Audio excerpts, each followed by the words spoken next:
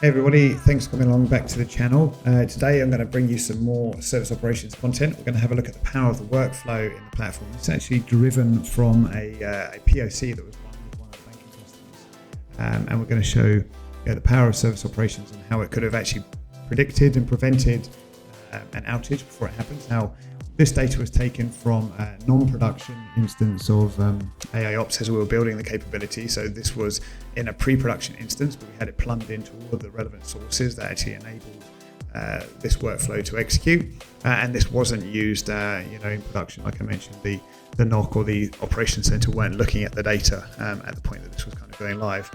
Otherwise, they would have picked up on the issue. So just to kind of give a bit of a summary, we had a failing in authentication between one of the platforms, the order system, and its Oracle database, the backend database running it, that was utilized by the platform itself. This basically came to a head at 9:44 a.m. Where the outage kind of happened. The platform actually went down. It was unavailable to its users. They weren't able to authenticate and therefore make any kind of executions against it. This was actually a payments application, so they weren't able to make inter-transfer payments between accounts or products that they had with the bank. And that resulted in a major incident being generated at 9:48 a.m., which obviously led to a fire drill. Everyone's running around, big war room. Took a couple of hours to get to the bottom of the root cause, and then obviously go ahead and resolve the issue itself. Now, very typical scenario, people come in on a Monday morning, or a Monday evening, this is blowing up, people are getting woken up, Friday nights are being interrupted, you're out for dinner with the family, and there you go, you got a P1 to work on, or you're on call and hoping for a quiet weekend, and here we go, this starts to happen.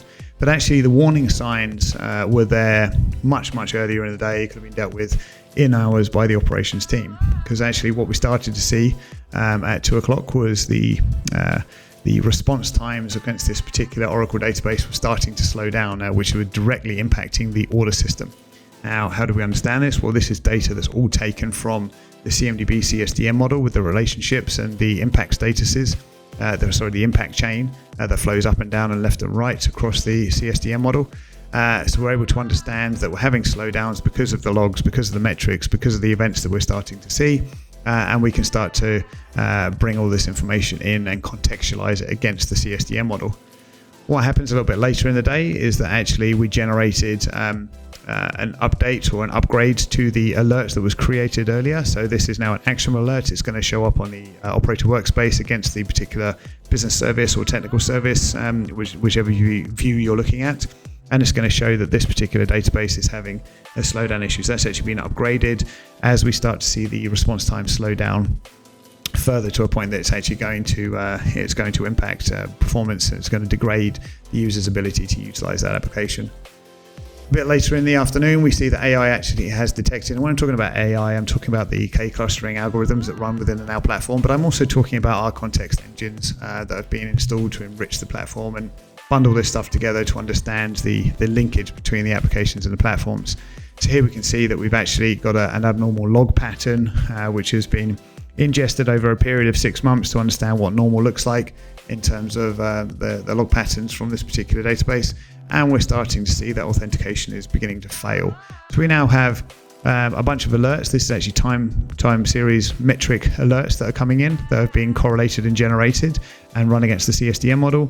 And now we've got an anomaly based on inbound logs that are being ingested from multiple sources across the application. But obviously this particular log source is coming from the Oracle database that's now being ingested and brought together. What we've done using the AI platform, and again, our context engine, is now to generate some grouped correlation. Yeah, so we bring all of this information. It says in a single alert, but actually we have multiple alerts, but we bring this into a parent alert. And for anyone that's wondering about multiple alerts against an application versus single alerts, have a look at my my event to alert to incident video. I think that explains the use cases for multiple alerts and multiple incidents very well, and the definitions and the reasons you would do so.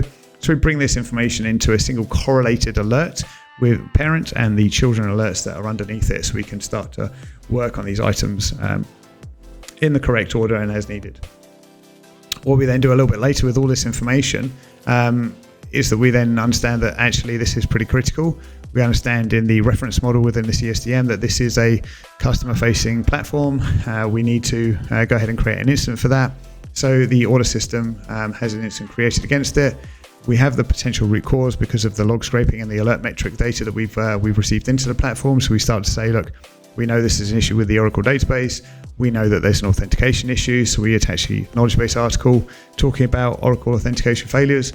And then we assign that to the Oracle admin group. Now, notice the time between the incident being created, 446, and in our model here, the automated model, and 948, obviously within the manual model, when customers start screaming, or Down Detector or Twitter starts moaning at you, telling you that there's an issue. That's the worst thing, right? Twitter being your reference points, whether you have incidents or outages within your platforms. But it does happen out there. So in our non-production world, in our POC world, where we've automated all this stuff, 501, an Oracle admin runs a remediation playbook within the platform, clicks a button, an action goes away, triggers an automation to go and update the security certificate on the database, and voila, we have the issue that's been resolved.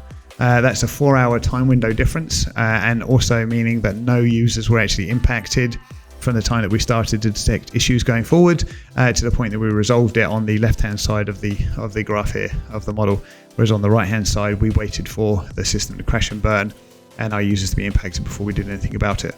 This is the power of service operations, or what it really brings to your organization. And I know that people are a little bit wary of it, I think is the right term, because this kind of thing has been theorized and sought after for many years. I think it's only in the last couple of years it's really come to fruition, and it's really been a productionizable product that can go out there into the real workplace and make a fundamental difference to how organizations run their platforms. But in this instance here, we have legitimately prevented an outage from occurring before it has happened, saving the company time, effort, money, and reputation. And obviously, this being a bank, that would have come with regulatory fines as well if people can't access their accounts and move money around. We've implemented this kind of platform utilizing alerts, logs, metrics. We even take security events and security metrics that come in. Any conceivable platform where we can string or scrape data from and bring it into ServiceNow and run it against this model can legitimately help stabilize and run your platforms. One of the organizations that we implemented this for, a utility company, we took down the false positives on incidents just by understanding how the platform fits together and running our normalization models from 210 incidents a week down to 56 incidents a week. Now, a cost model of £800 because it's all outsourced per incident, that is a lot of saving. I'll let you do the maths on that.